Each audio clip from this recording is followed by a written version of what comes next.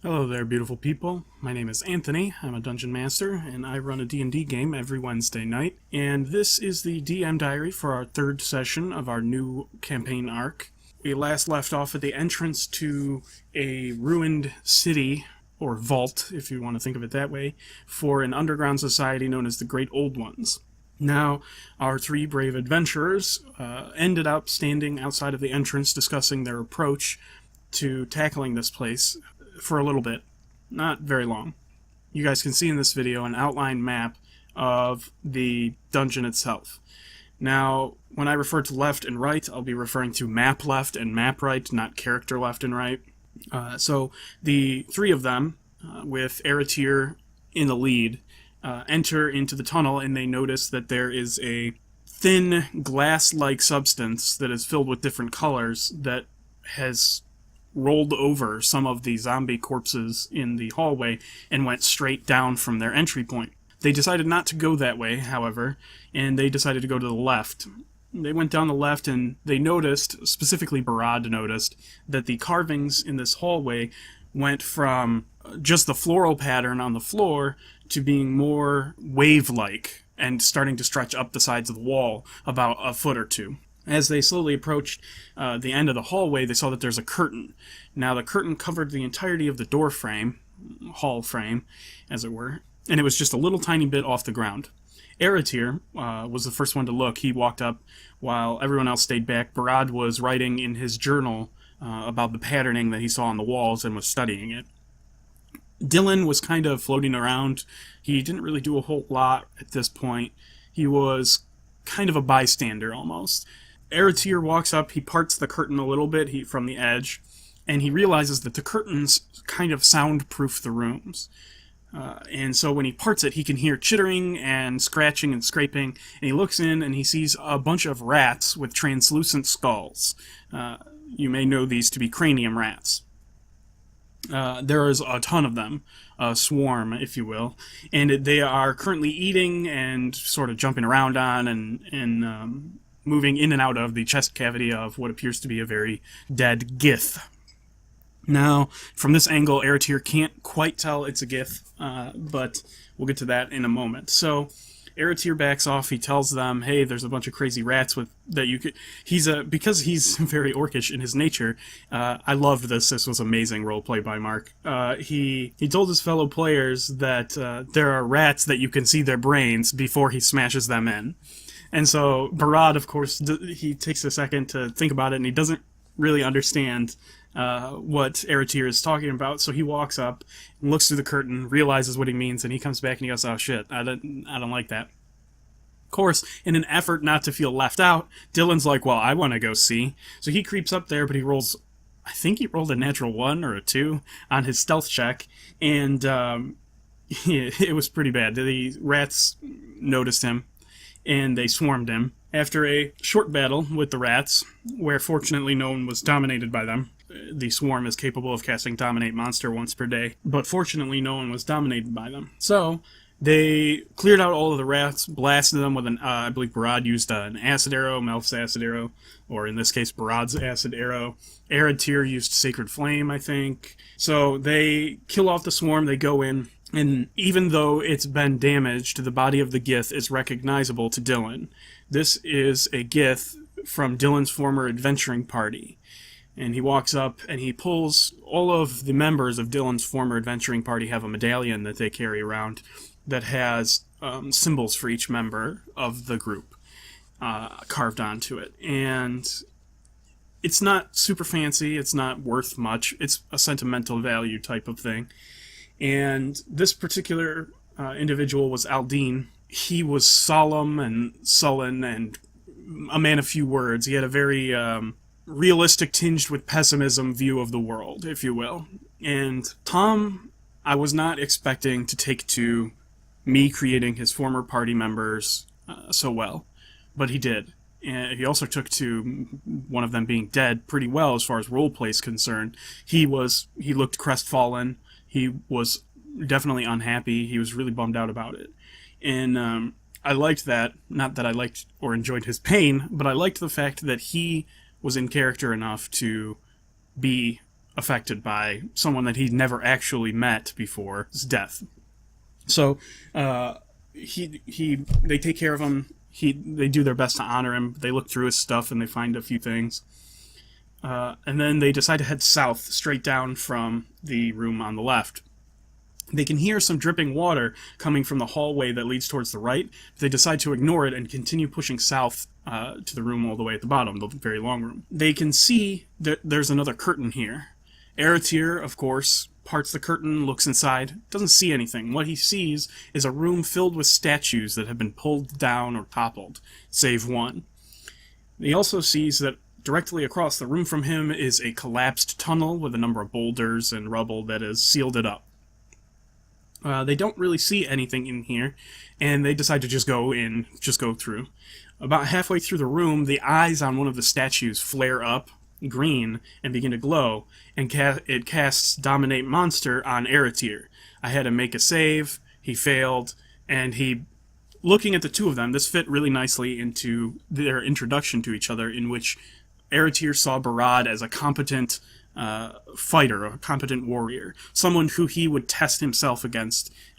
So I told Mark, I said, Aratir, you look around and you can feel your blood getting up a little bit. You know, you feel that boof, boof, that pounding of the blood in the ears, and the bloodlust, the battle lust, and you begin to find yourself desiring to test yourself in battle against Barad, because he is a true warrior, and you want to know which one of you would succeed in combat. Now, a note to all of my fellow DMs out there.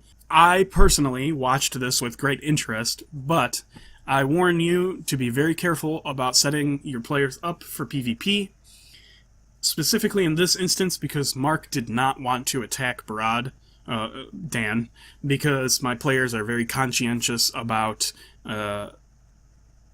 PvP in that regard. They're not big fans of fucking with each other and impacting other people's fun, which I think stuff like that, if handled correctly and not done out of spite or malice, add to a really interesting dynamic in a group.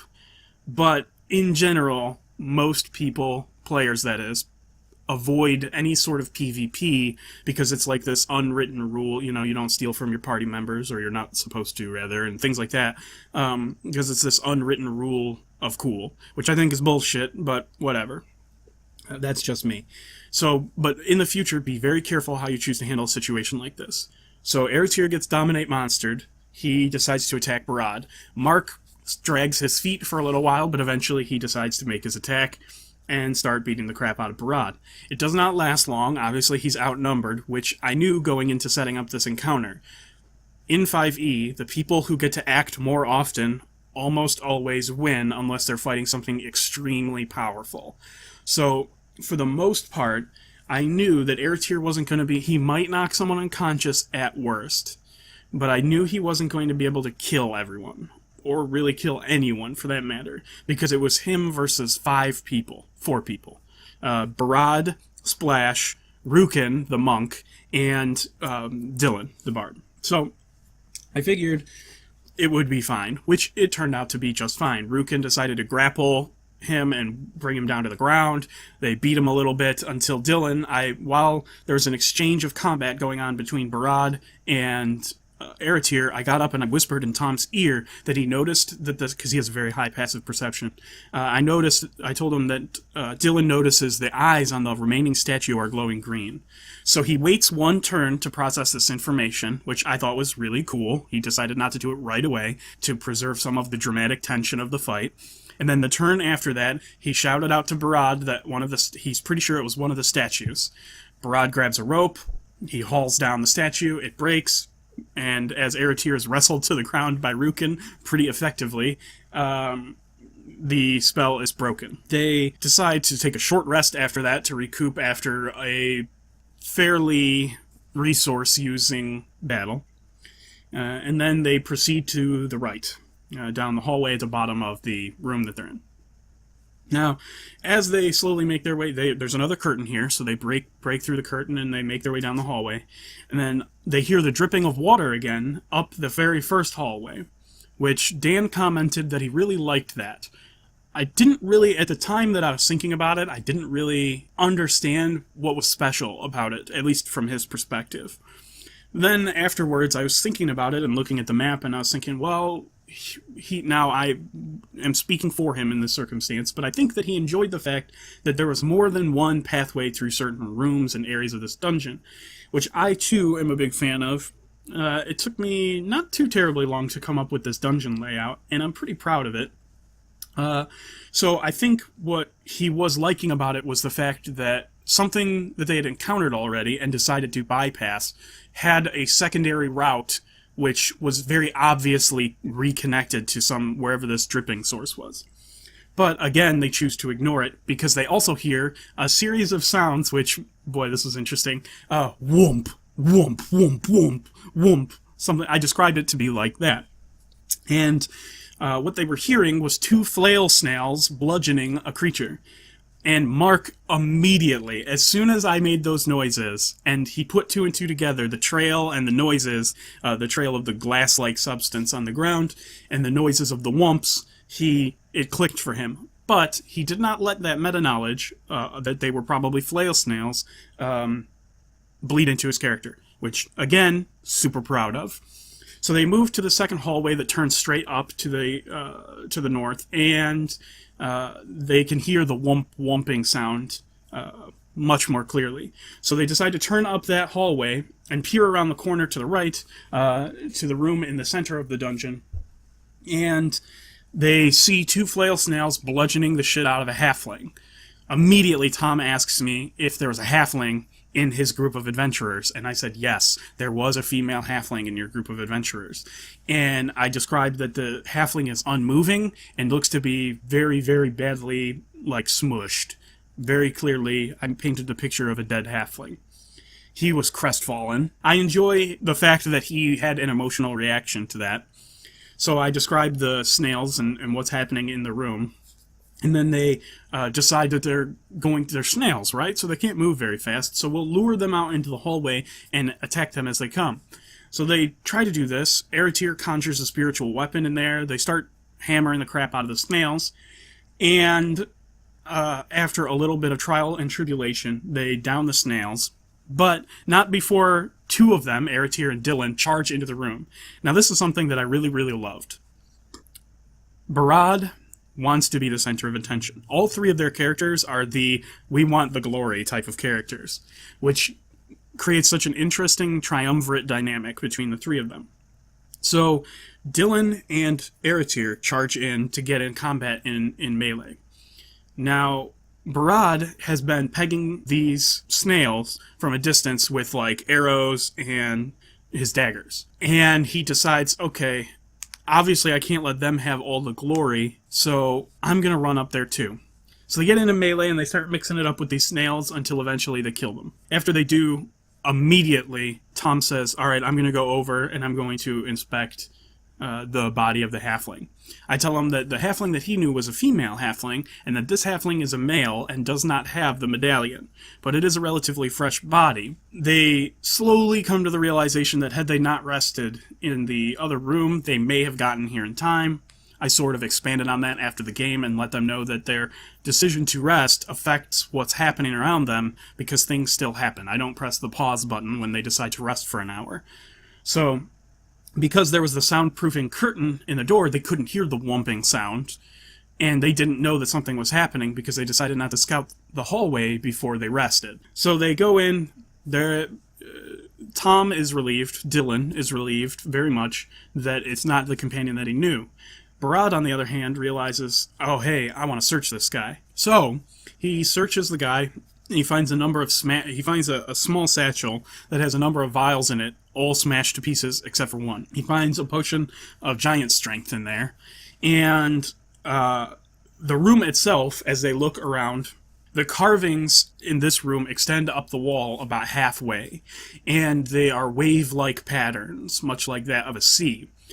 Also in this room is a sarcophagus. Now, this was an interesting point of contention among my players, because out of character, Mark was definitely antagonizing Tom and trying to get him to go and open the sarcophagus. But in character, both he, Aratir, and Barad were trying to tell Dylan to stay away from the sarcophagus because a mural carved behind it on the wall was a series of tentacles rising up out of the water carvings and wrapping around the sun and pulling it down towards the water.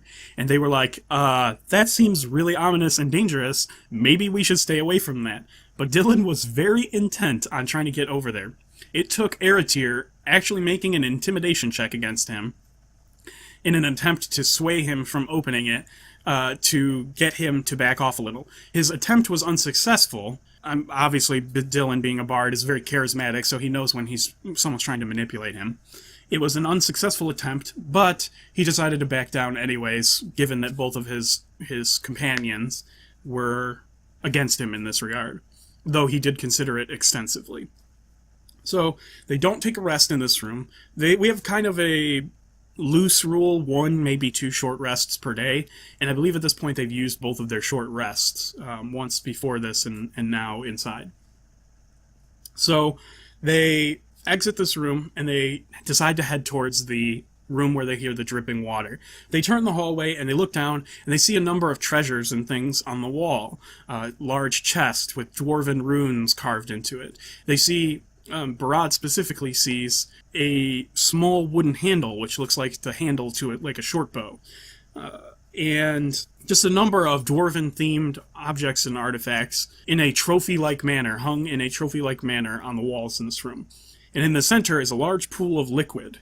And dripping down from the ceiling is the liquid, the corrupting undead liquid, that has been spewing out of a number of creatures that they've been encountering lately, specifically the undead ones, which includes the 2 snails that they fought. So they make their way into this room and they look around, and of course Dan/Barad's first thought is, if we pull something off of this wall, obviously the pegs will it's some kind of trap. So he asks me if it looks like the pegs will lift after something's been pulled off of the wall. I have him make an investigation check, and he does decent on it, and I make it very clear to him that the pegs are carved out of the wall. So it's not like there was a hole and the pegs were inserted, it doesn't look like it's a trap, anything like that. Little did they know that a corrupted, undead, great old one that was set to guard this room, this treasure room, is in the pool of briny liquid in the floor. So they walk over to what would be a maul for a dwarf, but would be a warhammer for someone like Eratir. They inspect it, and Barad says, okay, Eratir, why don't you go ahead and grab this off the wall. He pulls it off of the wall. I describe as the great old one raises up out of the pool with its 6 tentacles and its decaying purplish flesh and octopus-like visage.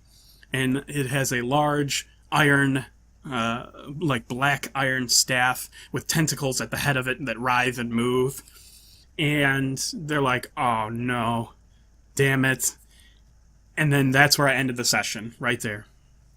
It was pretty great. There were a few minor things that happened that throughout the session that I was really, really pleased with. I think all in all they had a really good time. It seemed to be very fun. The only room that had just a little tiny bit of hang-ups was the PvP room, but this is their first real dungeon delve in this campaign, because it was mostly a city-based campaign, and the only real dungeon that they'd ever gone through was like a sewer area, and it wasn't the classic D&D-esque dungeon like this is, and so I think so far it has been very, very interesting. I love how involved everybody is getting in certain aspects of things. The party members of his companion troop, Dylan is very involved in. I appreciate that very much. I like it. Very verisimilitude-centric. He's very much in that. Barad, being really interested in these ruins and trying to figure out the origin and nature of these creatures, these alien creatures, is very interesting. And Eratir is looking to find survivors as well as treasure. There are a number of dwarven, artifacts and treasures in this room, very obviously. So what they choose to do and how they choose to engage with this. So what we're going to do this week, roll for initiative. And we're going to start right into combat. They've used some resources, but they still have some. Hopefully, no one dies. I'm not going to pull my punches. Obviously, if they're reckless, dying is a real possibility. But I wanted to leave them with enough time to think about what they wanted to do between last session and this session. or this coming session, I should say, so that they had an idea of how they were going to tackle this situation, because it is a difficult encounter. So we'll see how it all plays out. Anyhow, thank you very much for listening. I really appreciate that. And if you like this, please feel free to leave a like or a comment below. Have a good day. Don't be a dick. And I'll see you guys in the next session.